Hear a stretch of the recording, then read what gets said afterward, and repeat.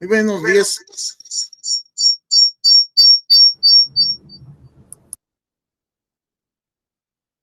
Buenos días.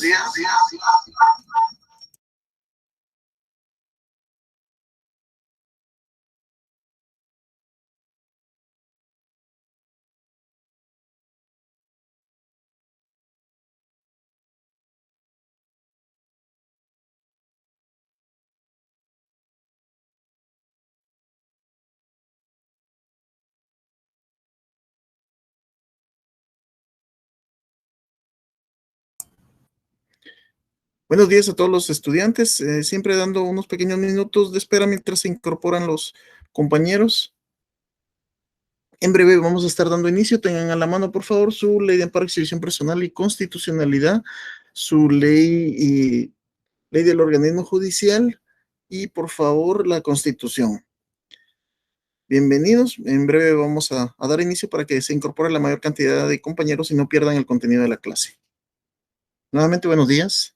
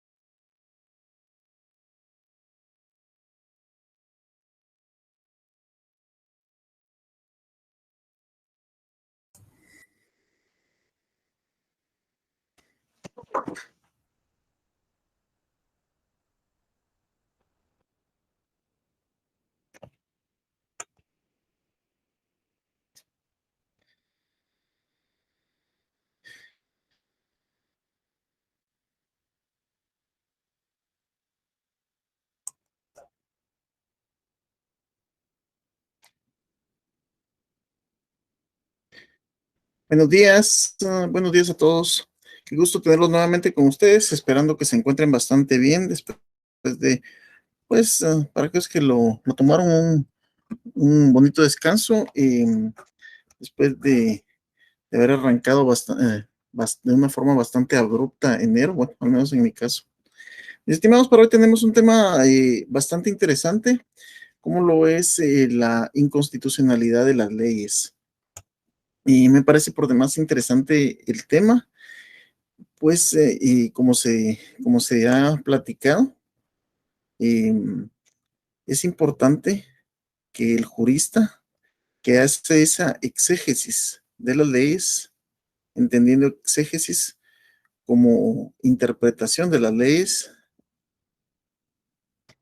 y es bastante importante que entendamos cuando una ley inferior, pues, entra en contradicción con la ley constitucional.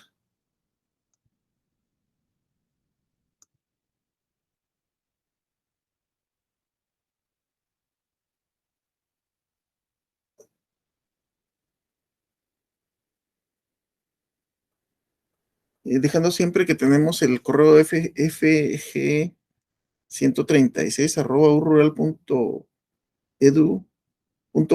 para las consultas. Yo sé que los primeros minutos, como es acostumbrado, pues no hay mucha participación, pero poco a poco se va incrementando. Vamos a empezar a grabar nuestra clase.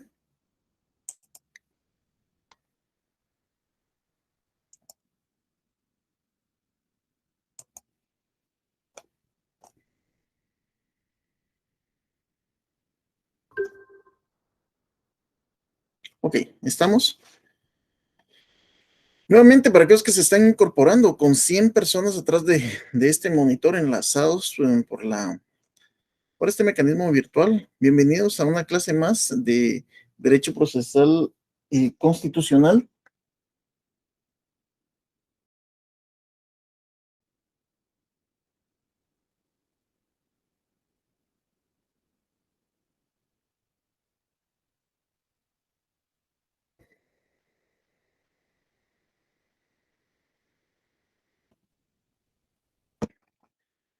Y bueno, estamos listos para dar inicio a la clase. Tenemos para esta semana lo correspondiente a lo que es la inconstitucionalidad de las leyes. Les suplico tener a la mano nuestra Constitución Política de la República de Guatemala y ley del organismo judicial. Vamos a, vamos a platicar un poquito en relación, si tenemos que hablar de la inconstitucionalidad, tenemos que hablar sobre la Constitución en sí.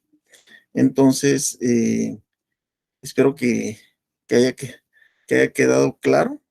Esperamos que haya quedado claro los puntos y temas del laboratorio que pretendía pues abarcar temas que sin lugar a dudas no se da abasto uno dentro de la clase, ¿verdad? Uno quisiera, al menos yo en lo personal, si quisiera abarcar una cantidad más, pues estamos viendo ya la posibilidad de que dentro de lo que es de dejar algún librito, ¿verdad? Que podamos,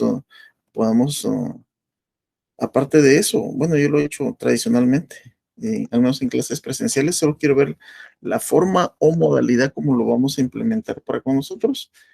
Y sin lugar a dudas, la lectura, la práctica y hábito de la lectura en un jurista es algo de suprema importancia, porque muchas veces nos toca, miren, pues, no solo leer, nos toca realmente analizar expedientes de literalmente de una noche para el día siguiente. Y les estoy hablando, dicen, y todo eso se lee, pues, decir que hay una lectura del 100% no, pero tiene que tener una la capacidad de tener un tamiz mental, ¿va? Un filtro mental de qué es lo que interesa. Esto es en todas las ramas del derecho, pero principalmente, digamos, en el caso mío, en el ejercicio del derecho penal es bastante importante al entregarle a uno cantidades folios de 1200, 1500, en donde uno tiene un tiempo de análisis muy, muy breve, estoy hablando 24, póngale 48 horas, de las cuales pues no están entregadas solamente a eso. Entonces vamos a hacer algunos ejercicios. Todavía me las estoy ingeniando, ¿verdad? Creo que todavía tenemos, no sé si todavía tenemos otro laboratorio. Igual yo lo tengo listo.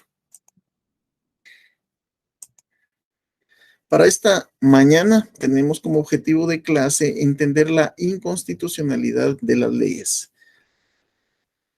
Para lo que es la inconstitucionalidad de las leyes, eh, vamos a empezar, como les digo, ¿verdad? Necesito que me entiendan esto. ¿Qué significa el prefijo in en una palabra? Por eso el, en nuestra carrera tenemos que ser muy, pero muy analíticos. ¿Qué significa in? Porque no se puede, se dice, porque no podemos colocar el prefijo a.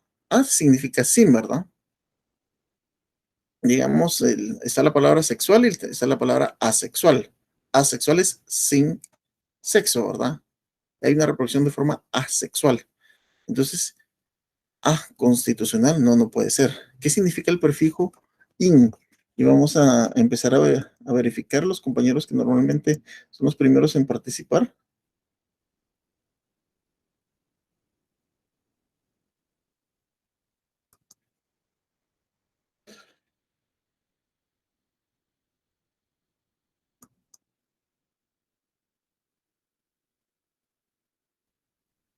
Mis estimados, pues es bastante interesante. Me están diciendo ahorita, de acuerdo a mi coordinación, sí estamos para la clase número 10 porque con ustedes ya recibimos la 7, 8. Bueno, despreocúpense de eso. Si veo yo que hubo alguna situación, pues vemos el intercambio. Solo manifiéstemelo en el correo. Igual vamos a seguir con el tema de la inconstitucionalidad de las leyes. El tema de la semana mayor me hizo perder un poquito el orden. Ok, vamos con lo que es el control constitucional de las leyes. Entonces, les decía, punto uno que tenemos que tener acá es qué significa el prefijo in.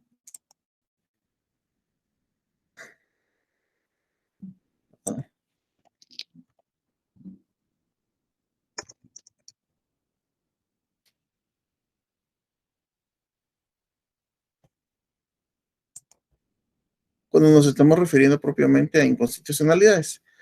De acuerdo a su etimología, es decir, del origen de la palabra,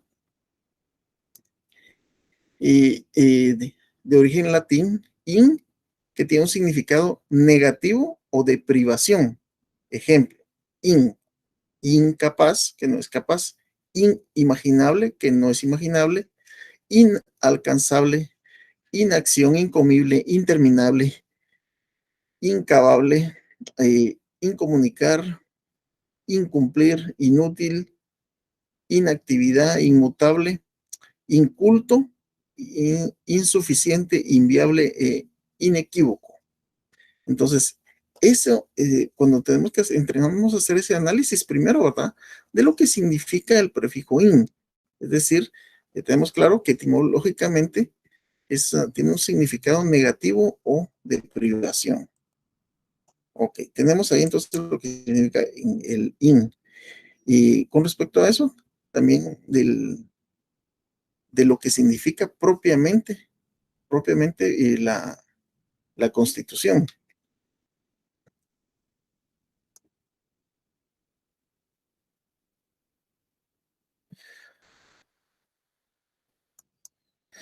Ya tenemos las primeras. Muy buenos días, Luzminda. Qué gusto saludarla y qué bueno que ya estén participando. Buen día. La palabra eh, in significa falta o carencia de alguna cosa material o inmaterial. Excelente. Muchas gracias, Luzminda. Eso es lo que yo necesito, que ya empecemos que ya despertemos. El compañero José Rocael Zacarías, qué gusto saludarlo.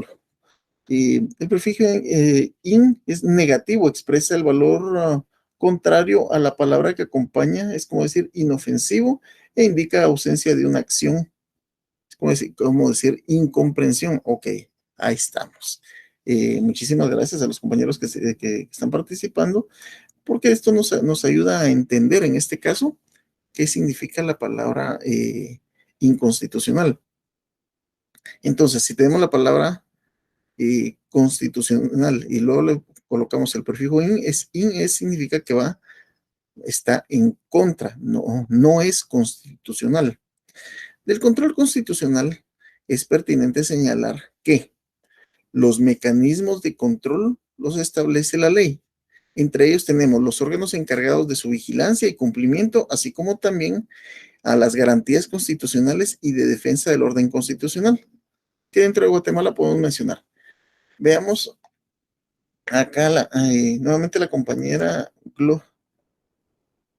Gloria Jolón nos indica que in es un prefijo negativo que expresa el valor contrario a la palabra que acompaña. Por ejemplo, tenemos ofensivo o inofensivo.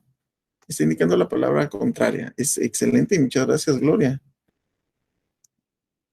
Del control, aquí lo que nos está diciendo, lo que queremos expresar en esta diapositiva es de que hay diferentes formas o bastiones en las cuales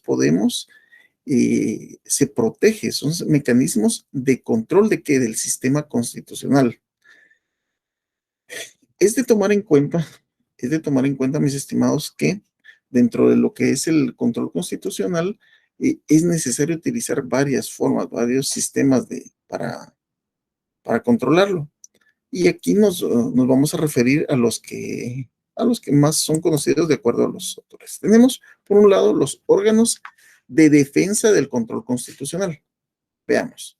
Por un lado, la Corte de Constitucional per se. Es decir, en sí, la Corte de Constitucionalidad vela por el orden constitucional. Pregunto ahora, ¿cuál es el fundamento legal de la Corte de Constitucionalidad? Primera pregunta. Segundo, ¿cuál es la función de la Corte de Constitucionalidad? Tomemos nuestra Constitución, por favor. Entonces, aquellos que participan bastante lo van a encontrar, lo van a señalar. Pues, y otros, pues, que se les cueste más o simplemente no les gusta ese tipo de participación, pues van a escuchar a través de lo que replico de los compañeros. Apareció Milton, ya te extrañaba, Milton Vernon. Qué gusto saludarte.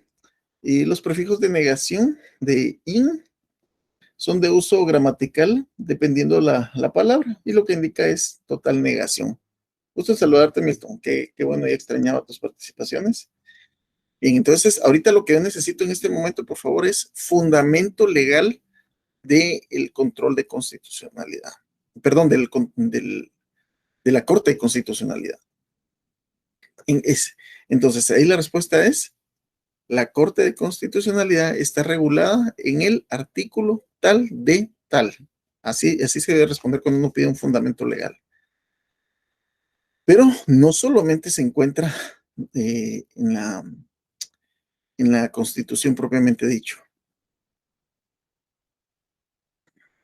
Tenemos entonces, los órganos de defensa son, por un lado, la Corte de Constitucionalidad.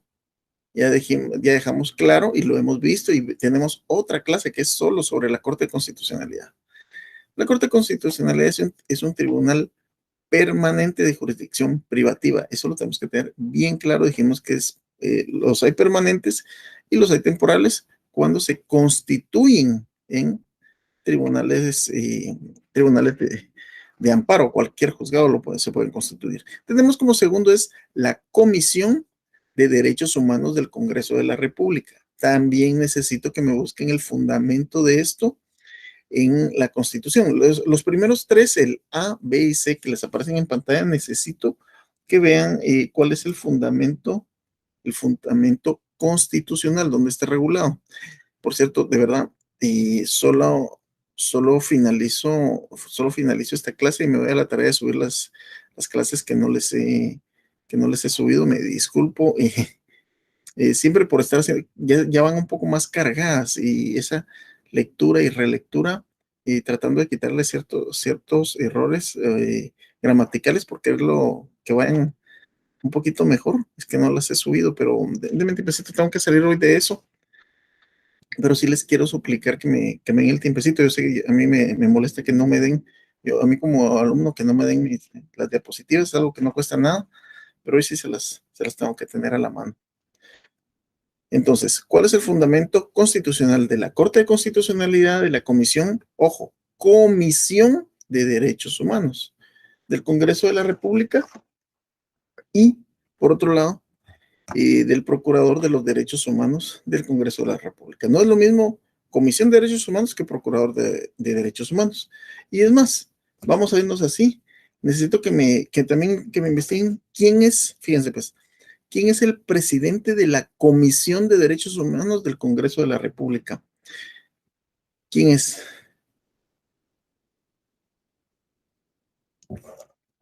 Les comento y espero que antes de que me hagan alguna propuesta, les digo que todas las actividades que hacemos o debemos de hacer deben de ser con la respectiva autorización.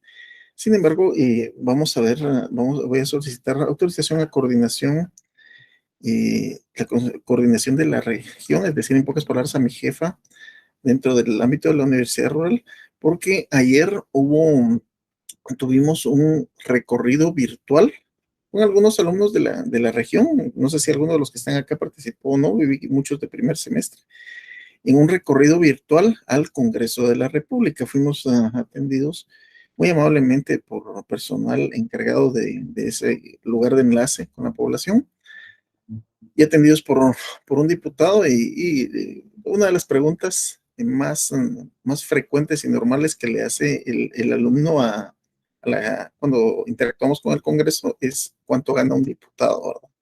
Y lo desglosaron ahí, ¿verdad? Hace referencia a los 29,000 y algo, pero se presta para que hagan preguntas muy académicas.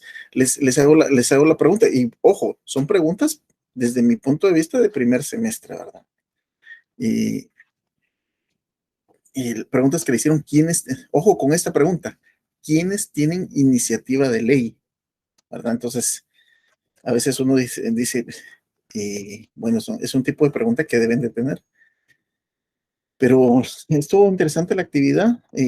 Tenemos que ver la forma, lo único es que tenía un máximo de 45, pero creo que lo podemos hacer también a través de dos enlaces. Ya vamos a buscar. Bueno, necesitamos ver si ya tenemos respuestas. Me interesa que ya tengamos respuestas. Ahí estamos. Compañera Luzminda, la Corte de Constitucionalidad está regulada en el artículo 268. Muchas gracias, Luzminda. Entonces vayamos a buscarlo, por favor, ya. Eric Ocelito, Corte de Constitucionalidad se fundamenta en el artículo 268 de la Constitución Política de la República. Excelente, así debe ser. Entonces, por favor, aquellos que no lo han buscado. Y Leslie Araceli Vicente, buenos días. Estamos en el 268. Ok, ya tenemos claro. Ese es el fundamento de la Corte de Constitucionalidad. Sin embargo, y ahora nos hace falta el de la Comisión de Derechos Humanos del Congreso de la República y el Procurador de los Derechos Humanos. Por favor, necesito que lo tengamos a la mano.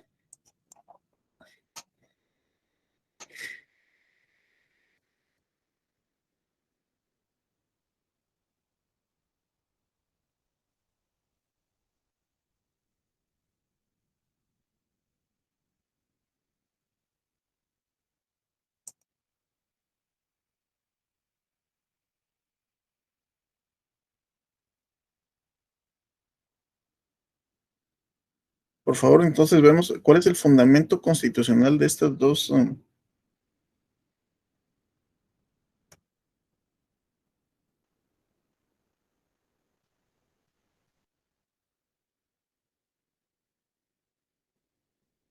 Ok. Artículo 273, Comisión de Derechos Humanos y Procurador de la Comisión. Estamos en el artículo 273 de la Constitución Política de la República de Guatemala. Entonces tenemos que el Congreso de la República designará una comisión de derechos humanos formada por un diputado por cada partido político representado en el correspondiente periodo. Esta comisión propondrá al Congreso de la República 3 candidatos para la elección del procurador, que deberá reunir las calidades de los magistrados de la Corte Suprema de Justicia y gozará de las mismas eh, inmunidades y prerrogativas de los diputados al Congreso. La ley regulará las atribuciones de la Comisión y del Procurador de los Derechos Humanos a que se refiere el artículo. Ese es el fundamento de la comisión, fundamento de el Procurador de los Derechos Humanos, artículo 274. El Procurador de los Derechos Humanos es un comisionado del Congreso de la República para la defensa de los derechos humanos que la Constitución garantiza. Tendrá facultades de supervisar la administración, ejercerá su cargo por un periodo de 5 años y rendirá informe anual al Pleno del Congreso con el que se relacionará a través de la Comisión de Derechos Humanos. Entonces, ahí tenemos por respondido eso. Y la otra pregunta, ¿quién es el presidente de la Comisión de Derechos Humanos actualmente en el Congreso?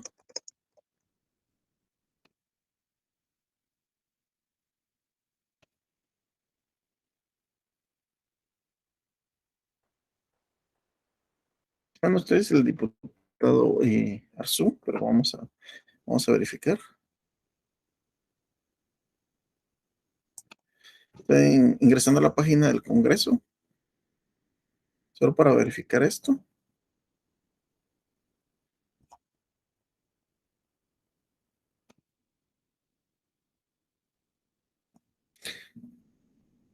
No, es el actualmente, sí, no, pero este es de antes, no tengo el dato. El que pueda tener el dato actualizado, porque de acuerdo a lo que me parece la Comisión de Derechos Humanos, no me parece una información actualizada, me parece el diputado Aníbal Rojas, pero este es de la Comisión 2019-2020. Y esto ya tuvo que haber sido actualizado las nuevas comisiones. Entonces, si alguien tiene el dato actualizado, se lo suplico que nos lo comparta, por favor.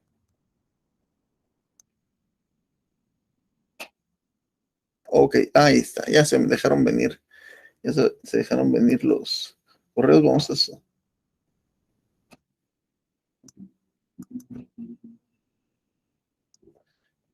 Ok, ahí estamos. Artículo 268, función de la Corte. Muchas gracias, Karen Fabiola. Y tenemos a la compañera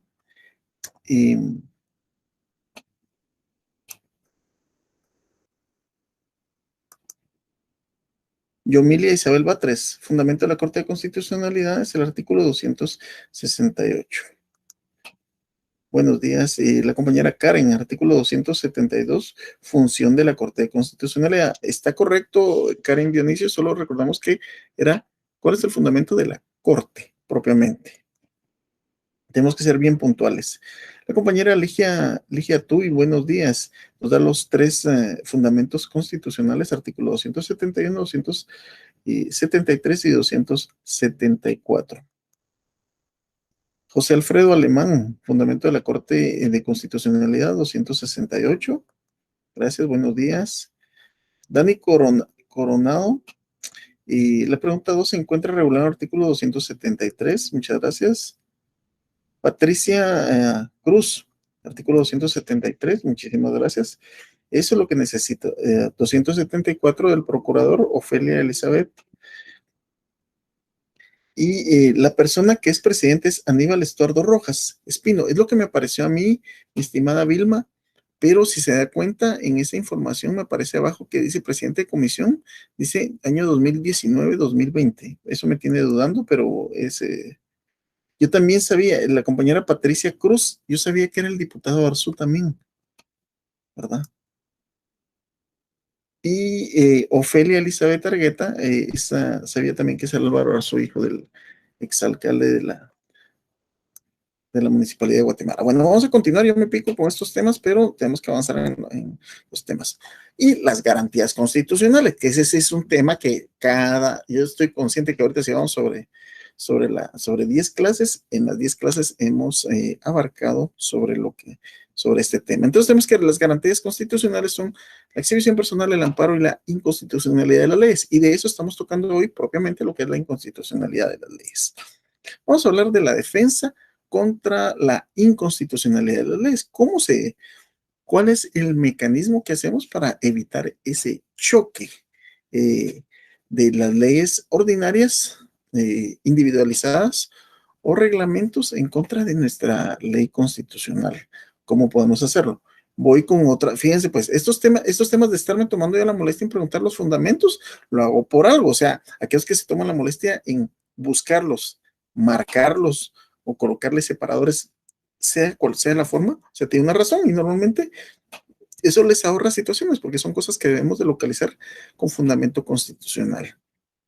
La defensa contra la inconstitucionalidad de las leyes es uno de los modos de defensa de la Constitución.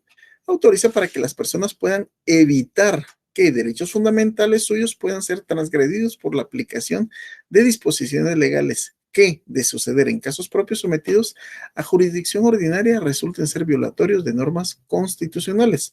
Ello nos vale a título de mero recordatorio a precisar lo que para el estudio que tenemos hoy debe de entenderse por constitución. O sea, vamos a entrar nuevamente. ¿Puede cualquier persona solicitar una inconstitucionalidad de leyes? ¿Lo puede hacer o no lo puede hacer? Y vamos a tocar el caso, fíjense pues, ahorita ya como análisis dentro de lo que son la inconstitucionalidad de las leyes, vamos a analizar, bien, pues, vamos a analizar cuál fue el análisis que se hizo. ¿Se recuerdan que hablamos sobre que había sido declarado inconstitucional para algunos delitos, por ejemplo, para el delito de asesinato, la pena de muerte? ¿Recuerdan que hablamos eso? Pues ahora vamos a analizar esa sentencia de la Corte de Constitucionalidad, cómo resolvió y por qué lo resolvió así.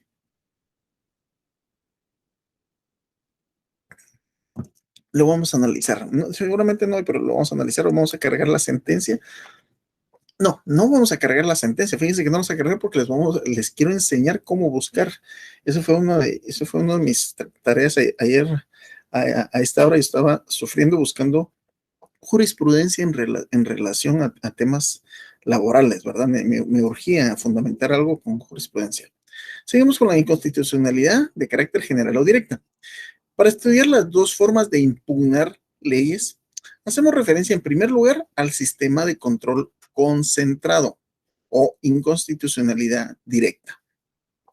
Su ascendencia es austriaca, por demás aquí he platicado en varias ocasiones cuál ha sido el aporte tan significado, no es el único, pero sí cuál ha sido el aporte tan pero tan significativo para en general lo que es el derecho procesal constitucional por parte del jurista Hans Kelsen, el cual incorporando a las constituciones de Austria y de Checoslovaquia en 1920 y aceptado luego en ordenamiento de Europa continental.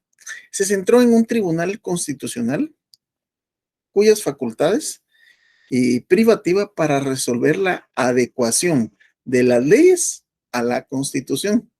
1920, o sea, hace 100 años se estaba llevando a cabo este análisis por parte de Hans Kelsen. Esto es el enjuiciamiento del apego de la ley fundamental de las normas emitidas por el órgano encargado de la emisión de las leyes con la atribución de declarar su nulidad. Inconstitucionalidad en casos concretos. Fíjense. También se afirma que el sistema difuso tiene antecedentes en el sistema norteamericano, porque como consecuencia del fallo del juez Marshall, ya hemos hablado de cuál es el fallo del juez Marshall y de qué caso nos estamos hablando, y es el caso, y siempre utilizo la palabra paradigmático, entre estos dos estadounidenses, el caso Marbury versus Madison. Los jueces y tribunales quedaron con la facultad de declarar la inconstitucionalidad de los asuntos bajo su conocimiento.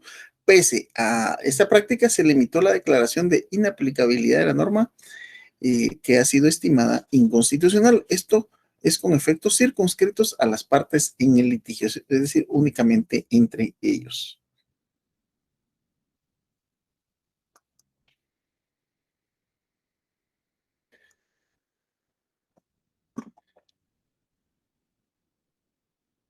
Ok, bien, chequeando algunas participaciones de los compañeros. Dani Cucul Me dice que es el diputado Álvaro Arzú. Si me puede, los que siguen participando, si me pueden dar, ajá, sí, es que era lo que yo sabía, que es el diputado Álvaro Enrique Arzú, es decir, de la Comisión 2021-2022. Muchísimas gracias, Vilma Ambrosio, ese es el dato que tenía. Y también tenemos la compañera Mónica Paniagua, nos menciona los artículos 268, 273 y 274 en respuesta a los fundamentos de la Corte de Constitucionalidad, Comisión de Derechos Humanos y Procurador de los Derechos Humanos. Gracias, Mónica. Luz Minda, ahí está. Luzminda me citó la fuente. Muchas gracias, Luzminda. La Comisión de Derechos Humanos está regulada en el artículo 273 y el presidente es el diputado Álvaro Arzú Escobar. Muchísimas gracias, Luzminda. Es así es como uno se debe acostumbrar a fundamentar. Y el compañero José Zacarías, presidente de la comisión, es el diputado Álvaro Arzú del bloque unionista. Gloria Jolón también nos manda la información. Es el diputado Álvaro Arzú y quedó por los otros diputados, porque él es presidente de la comisión, pero los otros miembros de esta están integrados por Lucrecia Marroquín de Palomo, y es la viuda del abogadazo, que en paz descanse Palomo, Manuel Conde Orellana, Cristian Álvarez, Maynor Mejía y Julio César López. Muchísimas gracias, estimada. Esta es información de Gloria Jolón. Milton, la información de la comisión está adjunta. Nos mandó algo. Presidente de la comisión, Álvaro Arzú Escobar. Excelente. Y el diputado Aníbal Rojas está como vicepresidente. El dato es interesante, fíjense. Muchas gracias, Milton. El dato es interesante porque si se dan cuenta, el vicepresidente es el presidente anterior. O sea, el presidente actual eso lo hacen estratégicamente para tener un asesor, ¿verdad? O sea, imagínense que uno llegara a un puesto donde nunca ha estado y la persona que estuvo anteriormente se queda adjunto a uno. Qué bien, qué estratégico y qué buena estrategia para poder desempeñar su trabajo. Ok, seguimos con la inconstitucionalidad de las leyes. Ya tenemos un poquito menos. No, todavía estamos sobre la mitad. Entonces, estábamos haciendo referencia aquí al caso Marbury versus Madison. Ahora vamos a platicar, la mayoría de esto lo vamos a hablar en relación al sistema mixto que es el adoptado en Guatemala, porque al final de cuentas es el que más nos interesa, el sistema adoptado en Guatemala. Con elementos de los sistemas aludidos, la Constitución de 1985 adoptó una formulación combinada estableciendo, por una parte, la Corte de Constitucionalidad con carácter de tribunal permanente de jurisdicción privativa para la función esencial, defender el orden constitucional. Para mí es importante que eso, ¿cuál es la función de la Corte de Constitucionalidad? Defender el orden constitucional, independientemente de los demás organismos de Estado y con funciones especiales asignadas en la ley matriz y en la propia, como se encuentran establecidos en los artículos 268 y 272. Por otra, habilitó a los jueces y tribunales de la jurisdicción ordinaria para decidir por denuncia de su inconstitucionalidad, la inaplicación de las leyes en casos concretos. Básicamente aquí nos está haciendo referencia a qué es o cuál es el mecanismo que se utiliza en casos donde se está facultando a los jueces menores, como son conocidos los jueces de paso, jueces de instancia, para decidir en aspectos de que no se ha aplicado una ley por contradecir a la Constitución en un caso concreto.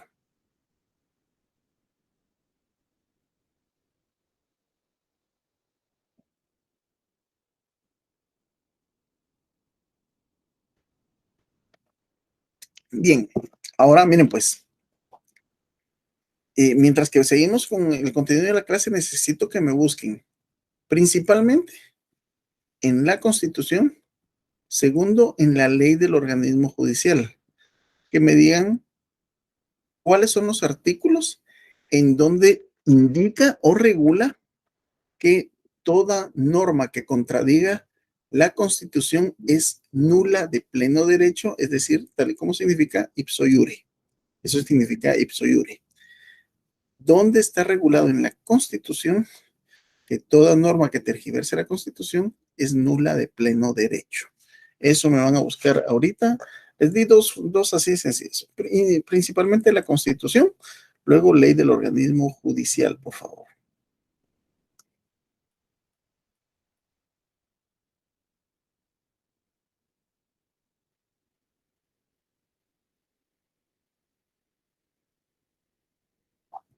Gloria me indican, miren, Gloria me está indicando de que correspondía ahorita la semana 9. Entonces, voy a, voy a ponerme de acuerdo. Voy a hacer mis números, me voy a comunicar con el compañero Vernon. Vernon, si fueras tan amable, me indicas cuál es la que correspondía ahorita. Si ahorita estoy tocando la 10, entonces yo ya sé que a este primer grupo, pues el próximo sábado les doy la clase 9 y no pasa nada, ¿verdad? Y tengo subidas todas para hoy. Y Gloria, pero perdí un poquito la secuencia porque sabía que ustedes se habían adelantado a los compañeros de la clase, pero Vernon, si fueras tan amable, me sacas el dato y si me lo puedes mandar por correo. O sea, si estamos en la clase, ahorita estoy en la clase 10, pero no sé si correspondieron nuevas, si solo lo invierto la próxima semana y quedamos así. Seguimos con los temas. Bien, estamos siempre dentro de lo que es el sistema mixto adoptado en Guatemala. ¿Sistema mixto de qué? De control de constitucionalidad.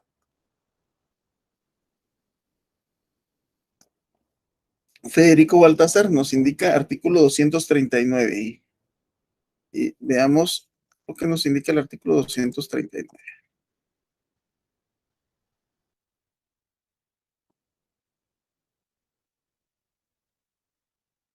Principio de legalidad. Corresponde con exclusividad al Congreso de la República decretar impuestos. 239.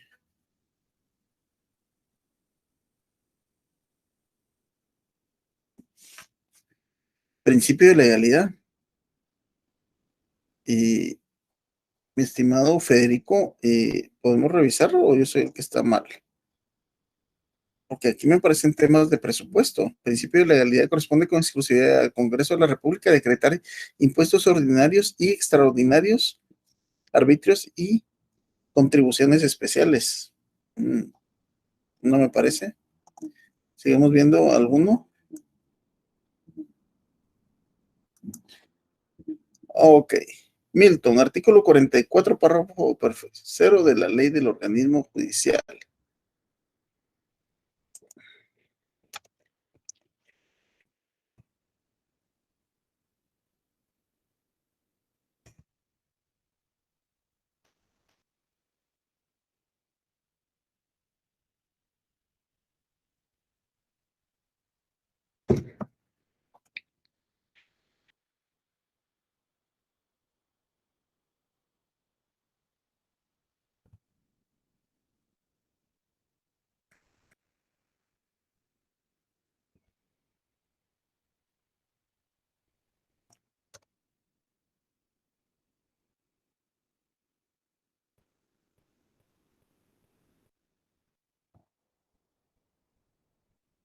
Bien, solo vamos a ver la que nos está indicando. Y vamos con la ley del organismo judicial.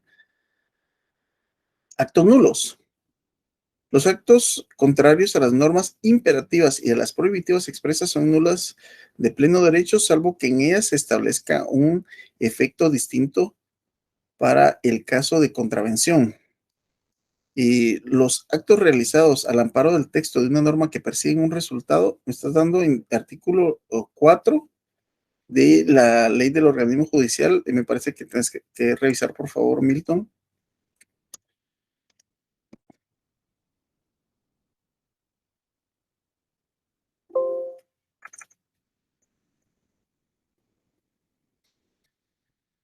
Y con respecto a la Constitución,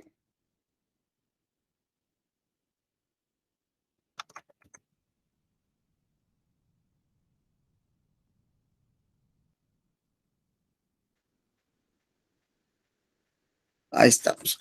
Derechos inherentes a la persona humana. En este caso, si estamos hablando del párrafo tercero, es correcto, serán nulas ipso iure las leyes y las disposiciones gubernativas o de cualquier otro orden que disminuyan, restrinjan o tergiversen los derechos que la Constitución garantiza. Ahí estamos con ese, con la ley del organismo judicial. Por favor, necesito que realices una revisión. Artículo 4 de la ley del organismo judicial. Yo estoy mal en esto.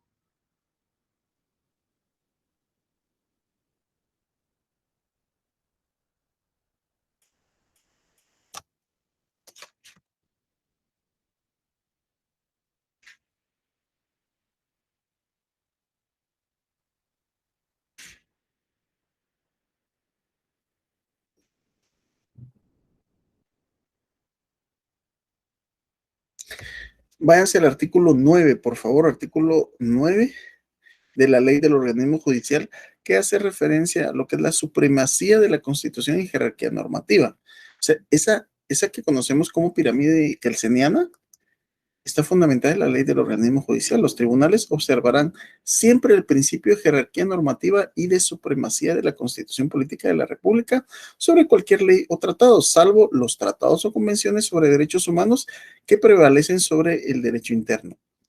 Las leyes o tratados prevalecen sobre los reglamentos. Carecen de validez las disposiciones que contradigan una norma de jerarquía menor. Aquí nos está haciendo referencia a esto.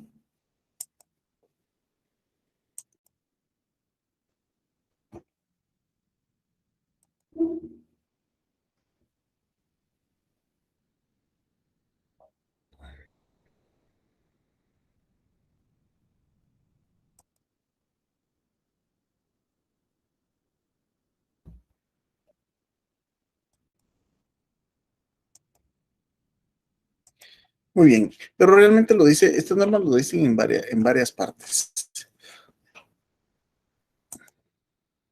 Seguimos con el contenido. El Tribunal o Corte de Constitucionalidad de Guatemala es uno de los principales aportes al ordenamiento jurídico constitucional guatemalteco que se implementó por la Asamblea Nacional Constituyente, que se integró en 1985. Aquí vale la pena preguntar qué es una Asamblea Nacional Constituyente. Yo creo que fue una de las preguntas que les hice, que se integró en 1985 con el objeto de elaborar una nueva constitución y reinstaurar el orden constitucional quebrantado en virtud de los hechos acaecidos en marzo de 1982, que fue el golpe de Estado del Triunvirato, en el cual participó Efraín Ríos Montt, coronel Shahad y el coronel Gordillo, después de que el 23 de marzo tomaran ellos el control del Estado de Guatemala, se autodenominó como jefe de Estado Efraín Ríos Montt. Esos son los hechos acaecidos en esta fecha. En la historia del movimiento constitucional guatemalteco, la Corte de Constitucionalidad aparece como una de las innovaciones complementadas por el legislador constituyente en 1985. Si bien anteriormente existía un órgano jurisdiccional con competencia en determinadas materias de orden constitucional, el mismo se conformaba con magistrados que integraban ordinariamente la estructura orgánica del Poder Judicial, mientras que acá ya se separó. A partir de 1985 se separó. Ellos se circunscriben a regular en materia eminentemente constitucional.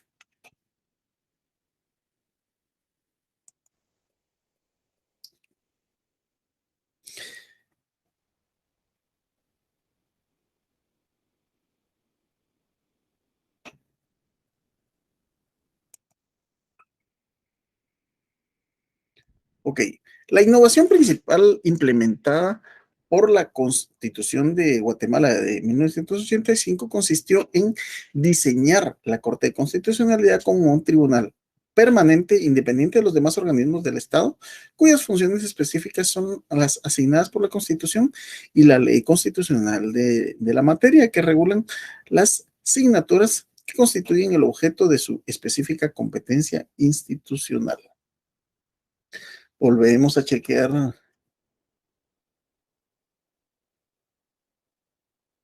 Ya tenemos varias participaciones. Pues así nos la llevamos en participaciones. Artículo 44, Sergio López. Derechos inherentes a la persona humana. Serán nulas ipso iure las leyes, el tercer párrafo. Gracias, Sergio. Estamos en lo correcto. Sergio López Cortés. Eh, Artículo 44, Ligia Magdalena Atuy. Muchas gracias, Ligia, que participa bastante. Mina Marilu, artículo 44. Muchas gracias. Y artículo 9 de la ley del organismo judicial está más adecuado. Pero vamos a verificarlo.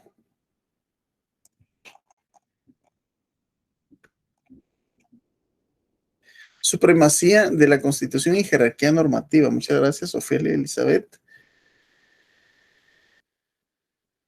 Leslie Vicente, en el artículo 175 de la Constitución, es que está en varios lugares, fíjense, está en varios lugares. Por eso es que al preguntarle a un grupo de cuántos tenemos conectados en este momento,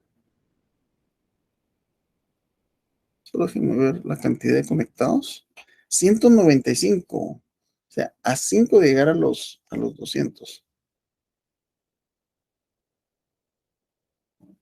Imagínense una clase con 200 alumnos presenciales. Interesante, bonito, pero también estaría complicado hoy día. Y el artículo 175 constitucional, pero vamos a dar a Leslie, vamos a revisar de acuerdo al 175 constitucional, porque también puede ser, no está en solo uno. Jerarquía constitucional.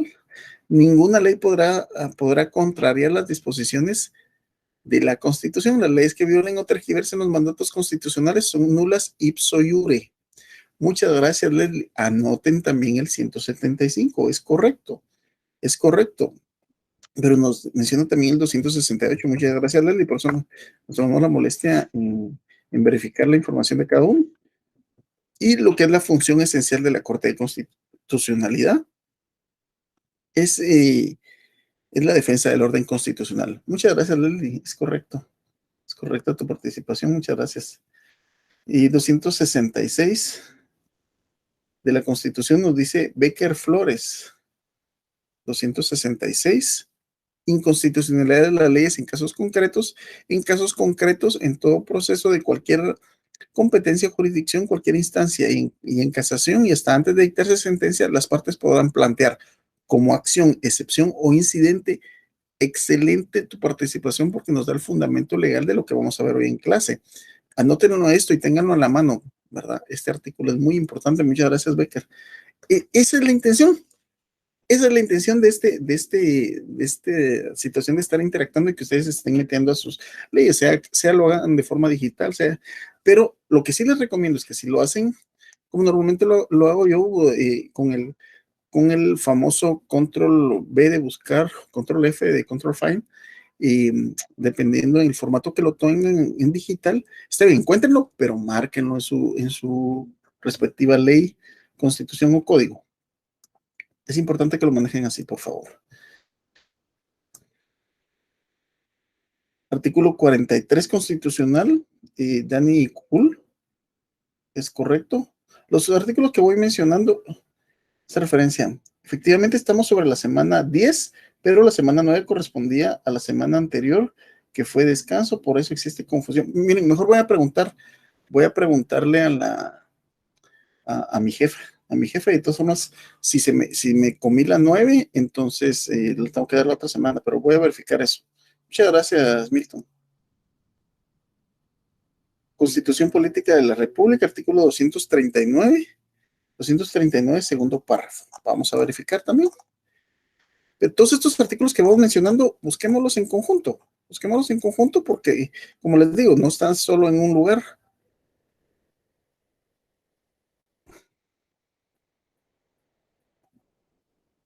...239... principio de legalidad corresponde con exclusividad.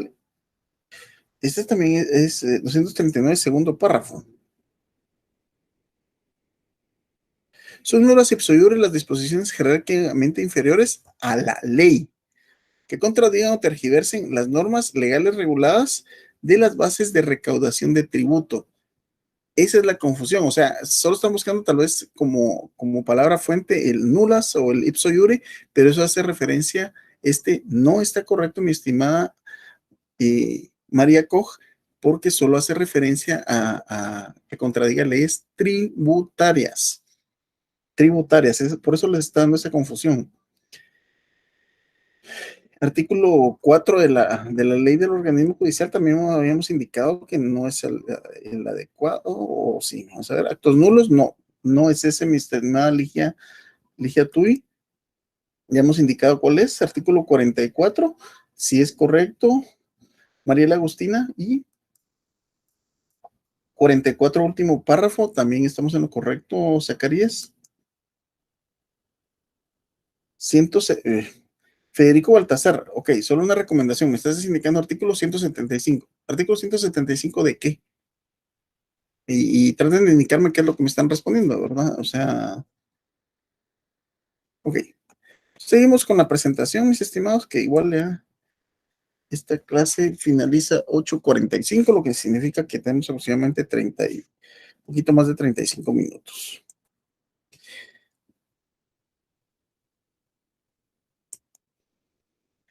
Sí, seguimos con lo que es el sistema mixto adoptado en Guatemala a partir de los artículos 262 a 265 de la Constitución Política de la República de Guatemala del año, ojo, esto del año 65, que es la anterior, y que está vigente hasta el 1980, hasta el 23 de marzo de 1982, que se suspendió. ¿Por qué se suspendió el 23 de marzo de 1982? Por el golpe de Estado. Eso ya lo citamos también.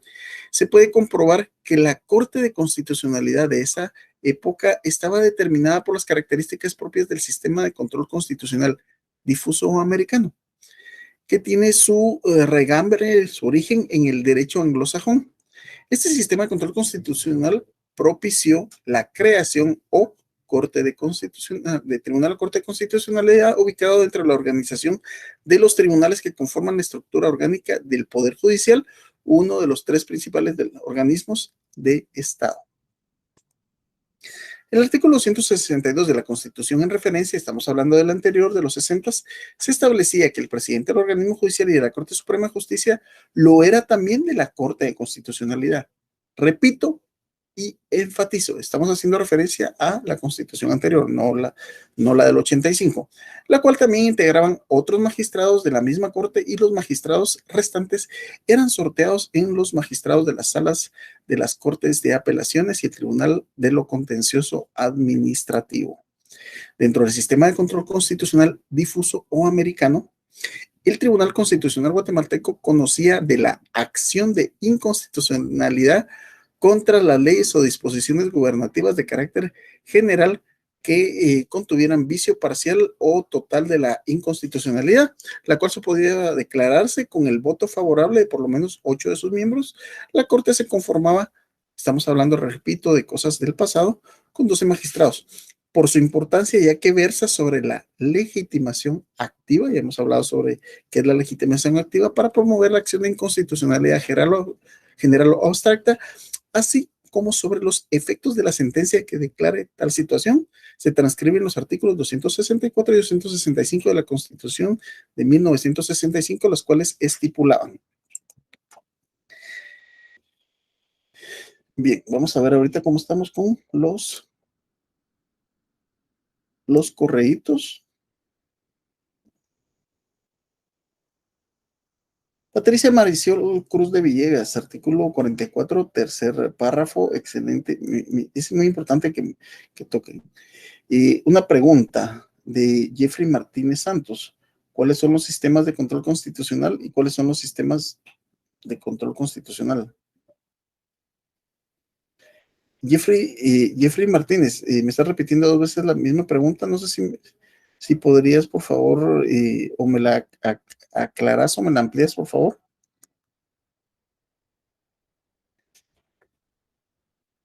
Ahí está. Ligia Magdalena Tuy nos hace un comentario. Yo creo que el artículo 44 de la Constitución está más adecuado que el artículo 4 de la ley del organismo judicial. Ojo, por supuesto que es así. Dijimos que el artículo 4 no nos fundamenta eso. porque ahí establece que los actos contrarios a las normas serán nulas de pleno derecho y enunciado significa nula ipso iure, porque la palabra nula ipso iure significa de pleno derecho. No, estás completamente en lo correcto, mi estimada Ligia Turi. Esos son los análisis a los que yo quiero que arribamos, pero eso lo vamos a lograr en la medida que ustedes, pues, toquen sus leyes. Como les digo, yo en lo personal siempre he recibido clases con laptop. Hay varias razones. Uno, de la información que almaceno. Dos, mi letra no es muy favorable. 200 compañeros conectados. Qué bendición que tengamos varios así. Ok, seguimos con el sistema mixto. El compañero que me hizo la pregunta, solo amplíemela porque necesito contestarle. Estos son aportes que le sirven a todos los compañeros, pero necesito que me la amplíe. ¿Quiénes tienen iniciativa de ley? Artículo 174 constitucional. Esa fue una pregunta que les hizo un diputado ayer a los compañeros que participaron en el recorrido virtual. Efectivamente, tienen iniciativa de ley los diputados al Congreso, el organismo ejecutivo, la Corte Suprema de Justicia, la Universidad de San Carlos y el Tribunal Supremo Electoral. Muchísimas gracias, Patricia. Son situaciones que tenemos que tener bien a la mente y el diputado no recuerdo el nombre del diputado, la verdad, no es de los que son muy mediáticos, pero me encantó la dedicación con la que respondió las preguntas a los. Y de hecho, un compañero, pero es bueno participar, ¿no? Es excelente. A mí estar en esas situaciones y no participar, créeme, uno aporta mucho. Esta clase no sería lo mismo sin la participación que ustedes le dan. Créanme que me motiva, me hace sentir que no estoy solito hablándole a dos dispositivos electrónicos.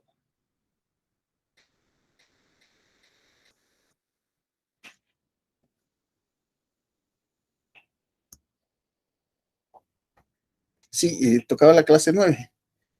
Ok, muchas gracias, Dani. Entonces lo que vamos a, miren, pues, como hoy recibimos también, me imagino que con el grupo de ustedes, vamos a marcar la clase, nos vamos a poner al día vamos a tomar la clase 9 de Derecho Procesal Civil. Y la otra semana, solo antes de la clase, no me van a mandar, antes de la clase, solo me recuerdan tenemos que invertir la clase de esta y no pasa nada. Muchas gracias. Perdón, pensé que nos habíamos adelantado. Ok, Jeffrey. Ok, tenemos acá la respuesta dentro de las diapositivas.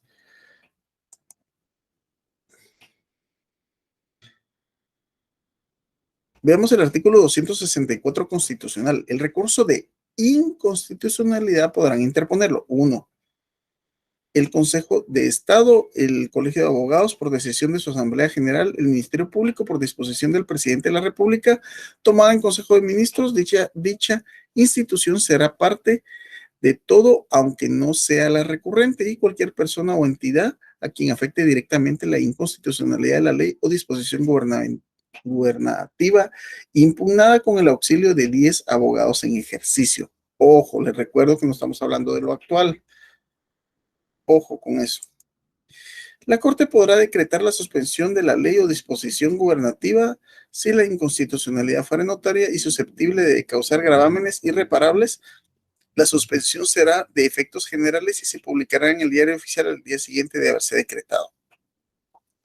Para decretar la suspensión bastará el voto favorable de la mayoría absoluta del total de miembros de la Corte de Constitucionalidad. En la ley constitucional correspondiente se regulará lo relativo a esta materia.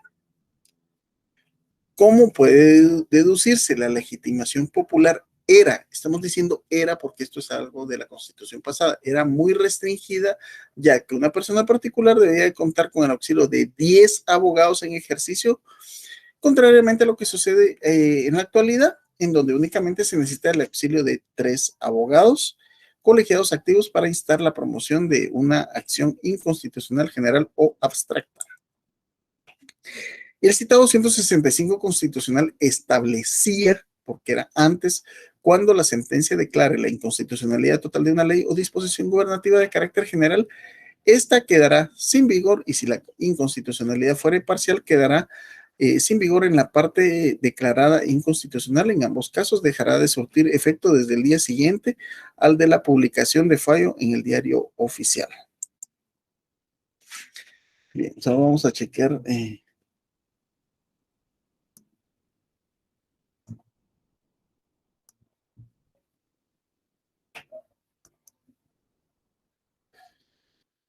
Gloria Jolón, son nulas ipso iure las leyes que tergiversen la Constitución. Esto con referencia al artículo 44, derechos inherentes a la persona humana, serán nulas ipso iure las leyes y las disposiciones gubernativas o de cualquier otro orden que disminuyan, restringan o tergiversen los derechos que la Constitución garantiza.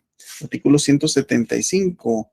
Jerarquía constitucional. Ninguna ley podrá contrariar las disposiciones de la Constitución. Las leyes que violen o tergiversen los mandatos constitucionales son nulas ipso iure. 175. Los artículos anteriores de conformidad con la Constitución Política de la República de Guatemala. Muchísimas gracias. Muy buen resumen, mi estimada Gloria Jolón. Esa es la intención de esto. Y créanme que esa es la intención acá de verificar este tipo de situaciones. Bien, esto también ya lo habíamos dicho. ¿Cuáles son las modalidades para tramitar la inconstitucionalidad de las leyes? Las modalidades son como acción, como excepción y como incidente. Como acción, excepción e incidente. Ahora necesito ver esto ya lo dijimos, cuál es el fundamento de estas modalidades para interponer la inconstitucionalidad. Ya lo dijeron en clase y les dije que esto iba a servir bastante para acá.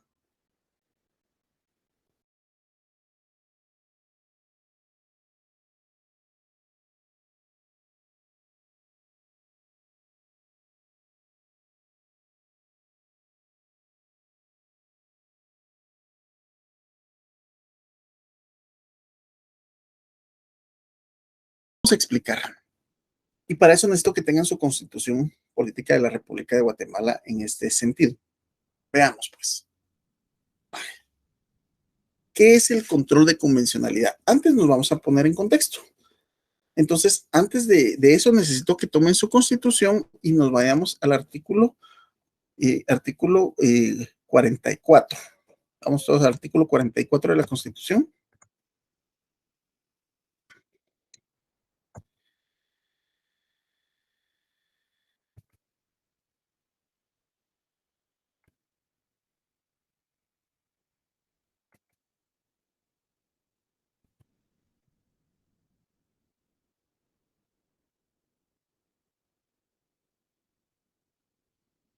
Ok, primero, artículo 44, derechos inherentes a la persona humana. Vamos a analizar el artículo 44 y el 46. 44. Derechos inherentes a la persona humana. Los derechos y garantías que otorga la Constitución no excluyen otros que, aunque no figuren expresamente en ellas, son inherentes a la persona humana. Les vamos a poner un ejemplo. Vamos a ver quién me cita un ejemplo de un computadora para poder dar las clases y que muchas veces hay deficiencia. No es una no es una crítica al maestro, es una crítica a la situación, que muchas veces el maestro pues tampoco tiene del todo no ha podido tomar las habilidades o destrezas de informática u ofimática para poder dar esas clases. ¿Qué pasa con esos niños? Ellos están perdiendo el derecho a la educación por su falta de acceso, porque tienen el derecho a tener el acceso a la tecnología. Imagínense qué complicado, qué triste. Esto es derivado de lo que está preguntando Milton y tiene mucho que ver con la clase. Entonces, los derechos y garantías que otorga la Constitución no excluyen otros que, aunque no estén expresamente en ella, son inherentes a la persona humana. El interés social prevalece sobre el interés particular y serán nulas ipso iure las leyes y disposiciones gubernamentales o de cualquier otro orden que disminuyan, restringen o tergiversen derechos de la Constitución. Eso estamos claros. Ahora vamos con el 46. Preeminencia del derecho internacional. Se establece el principio general que en materia de derechos humanos, los tratados y convenciones aceptadas y ratificadas por el Estado de Guatemala tienen preeminencia sobre el derecho interno. Pero fíjense que ahora vamos a buscar, para entender esto, vamos a buscar una ley y constitución comentada.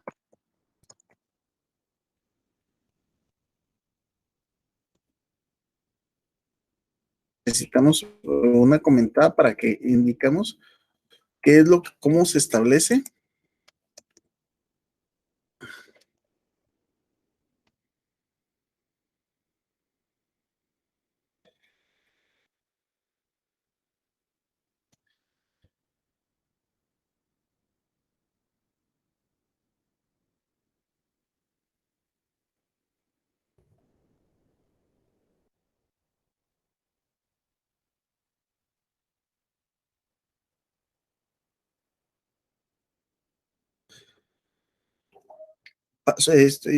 Ok, aquí estamos en el artículo 44.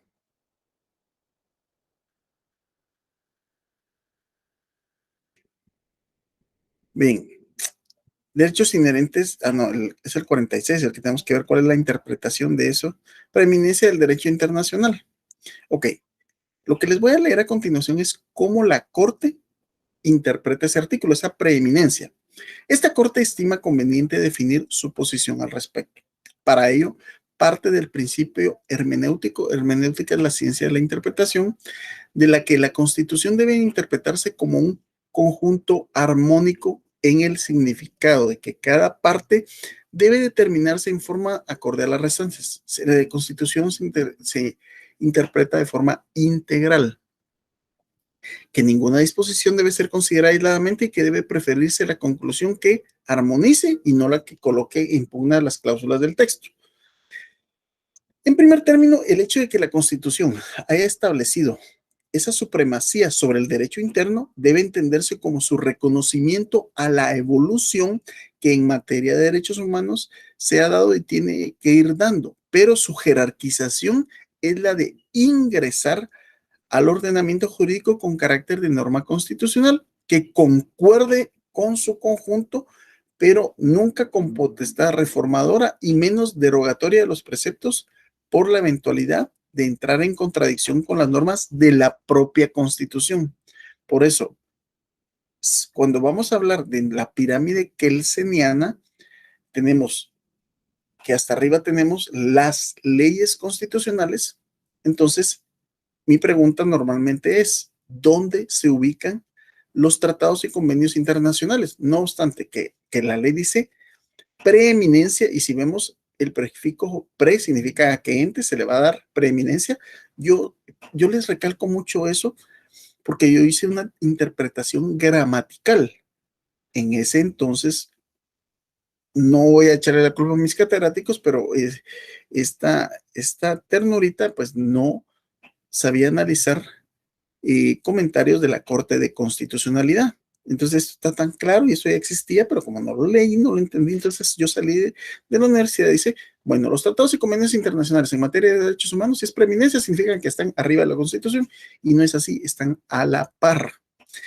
De esta cuenta podemos ver que el artículo 46 jerarquiza tales derechos con rango superior a la legislación ordinaria o derivada, pero no puede reconocérsele ninguna superioridad sobre la Constitución. Eso, aquí nos está diciendo cómo se interpreta eso.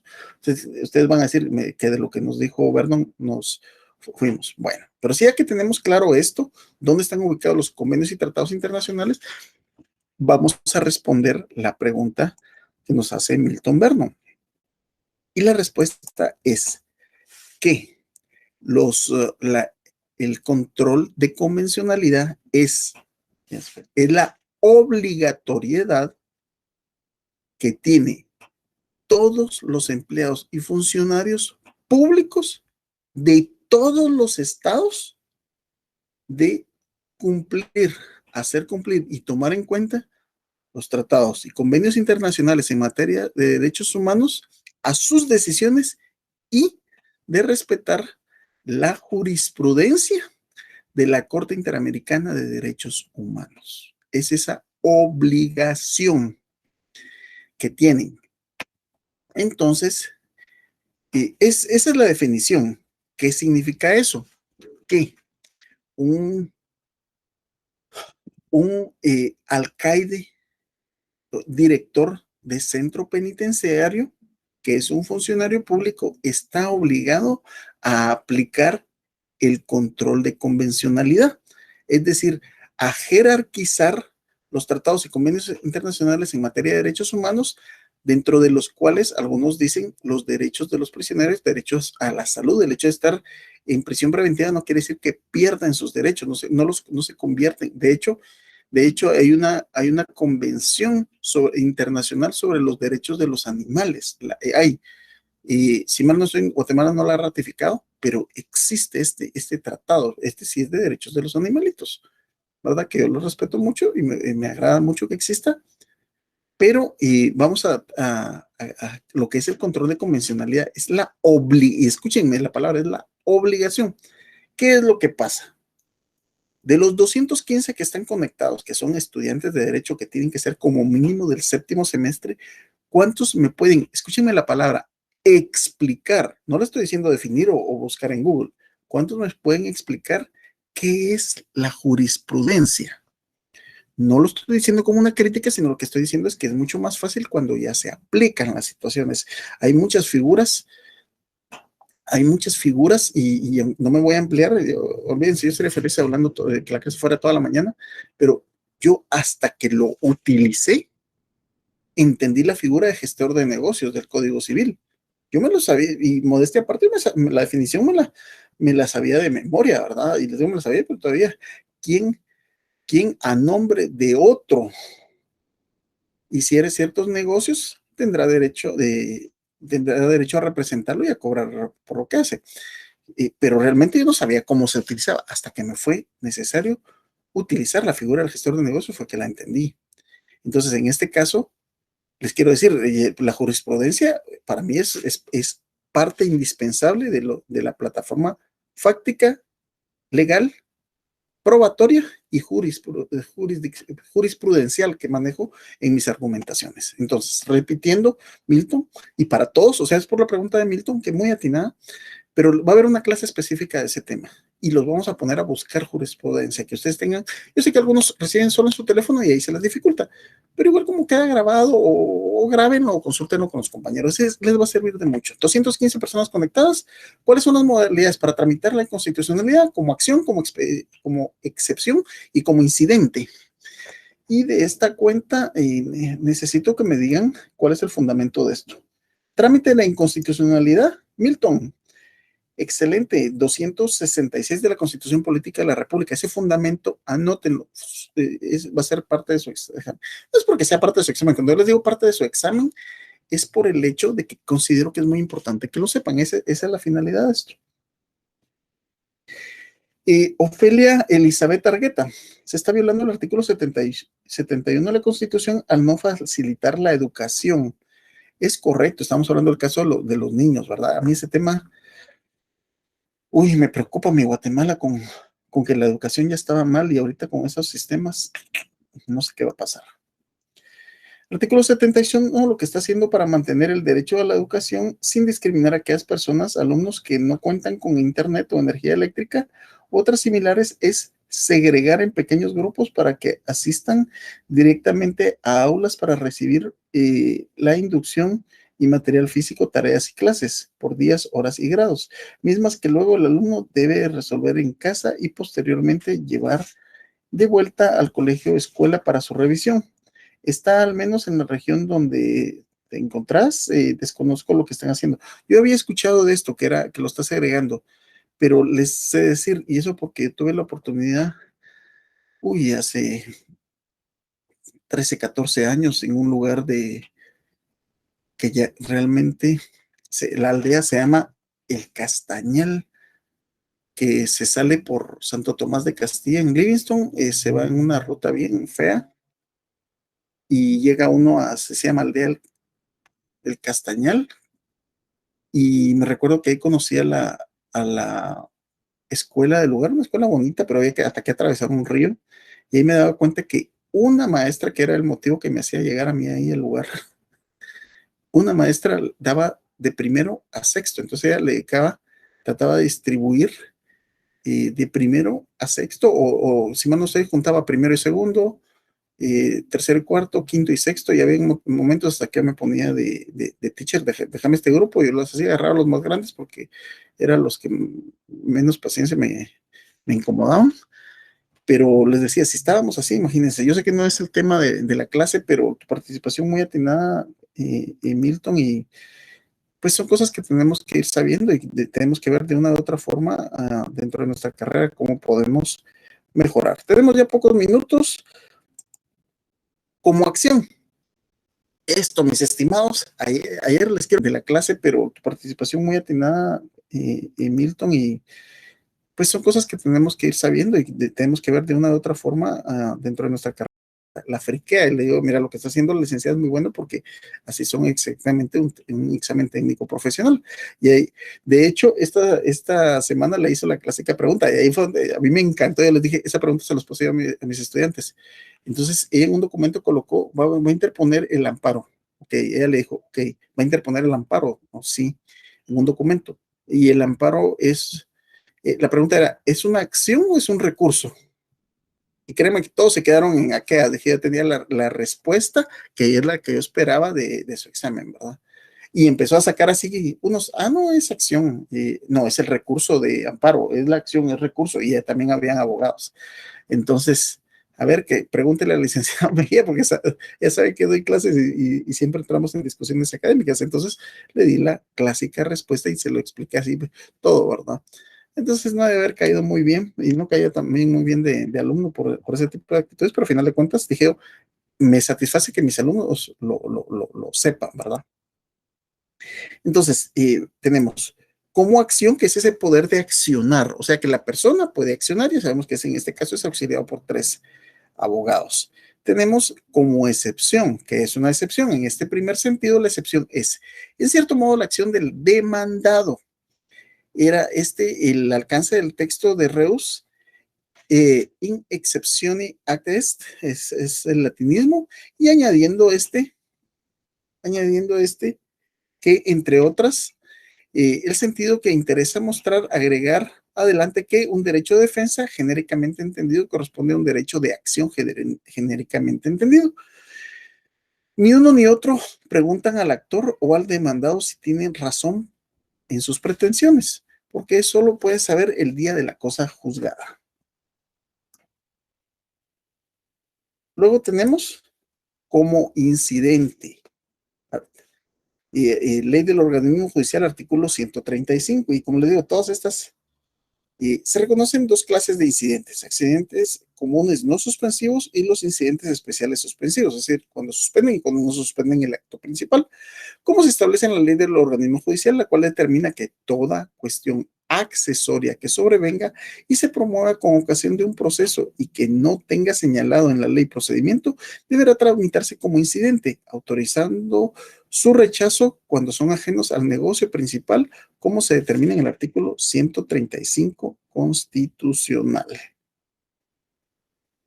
Y si se dan cuenta que tocamos ley del organismo judicial, tocamos convenios y tratados internacionales en materia de derechos humanos, y vamos a ver, por ejemplo,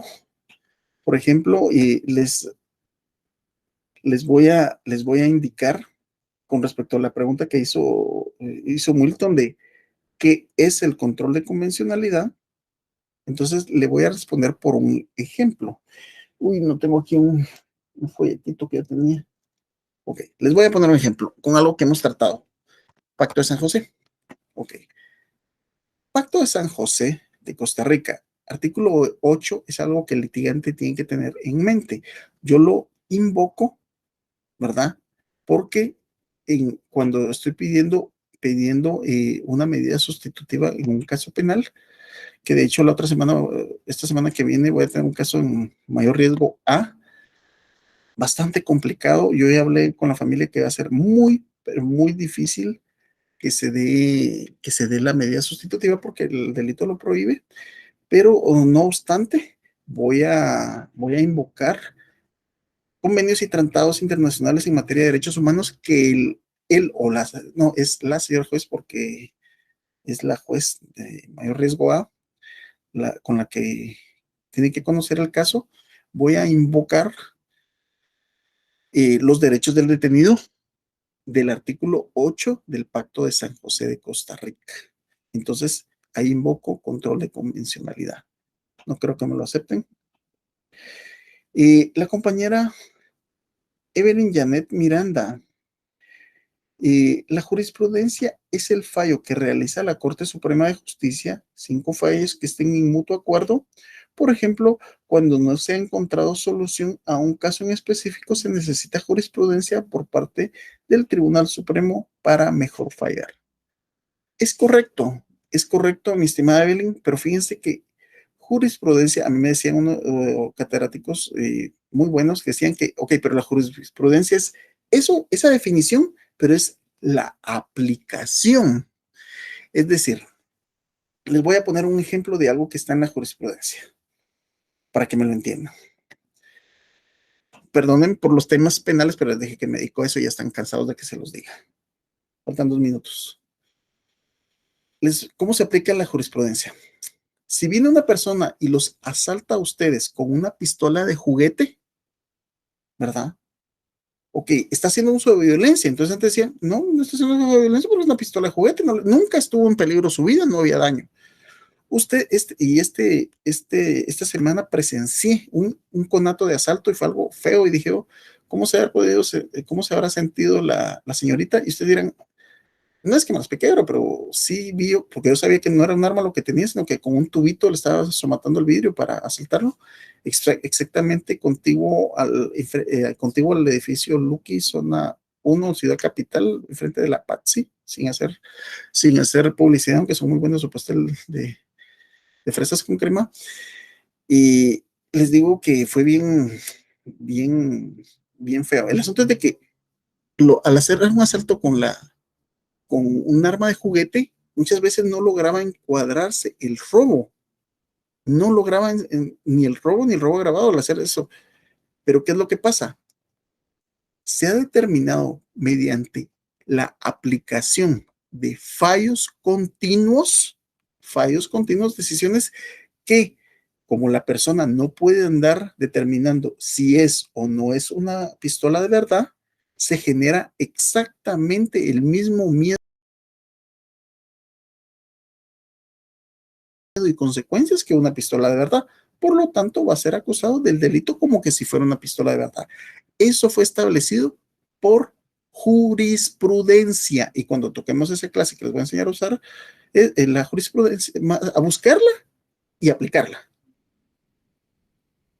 Se va a hacer. Entonces, mis estimados, de esa forma, espero haber logrado que entendamos algunas cosas. Ya no hay dudas, estamos a las 8:45 y sabemos que lo que continúa son las preguntas y agradecerles. Tuvimos 215 en el momento pico. Pues esta fue la clase número 10. Yo voy a hacer el proceso de subirlo, lo que pasa es que ahorita, bueno, siendo realista, tengo bastantes cosas que tengo que reunirme con un cliente antes de regresar para ver la clase número 9, que es la que corresponde. Y el compañero, ustedes van a decir, yo no tengo el gusto de conocer, de hecho, que yo sepa, ninguno de los que con los que doy clases, pero en el caso de Milton, por su dinamismo, te quiero suplicar, Milton, que me recuerdes el próximo fin de semana, de hoy en 8, lógicamente antes de la clase, que me recordes que con ustedes tenemos que invertir y tocar la 9, ¿verdad? Que ahorita tocamos 10, la otra tocamos la 9 y no pasa nada. ¿Ya? Ahora ya con la siguiente clase, que es procesal civil, sí lo vamos a hacer. Bueno, ya estoy tocando un tema de otra clase. Mis estimados, un gusto saludarte. Lean, estudien, investiguen. En eso consiste esta preciosa y hermosa carrera de Derecho. Siéntanse orgullosos de pertenecer a la Universidad Rural de Guatemala, como yo me siento orgulloso de pertenecer a ella, de ser estudiante de la universidad, de tener la oportunidad de compartir con ustedes. Me siento muy orgulloso de nuestra universidad. No digamos ustedes que están mamando el conocimiento de la universidad. Que estén muy bien, sigan estudiando, échenle todas las ganas del caso a esto, ¿verdad? Ustedes tienen que ser muy buenos abogados y notarios dentro de poco tiempo. Un gusto saludarles, que estén muy bien, feliz día, buen provecho para los que nos vamos a echar el taquito ahorita, que estén muy bien, con todas las ganas. Y ahorita voy a ver lo de las diapositivas para los que me están pidiendo, y lo subo en el acostumbrado. Así les he dicho, pero ya lo voy a hacer, he estado bastante atareado. Un gusto saludarles, feliz día, bendiciones.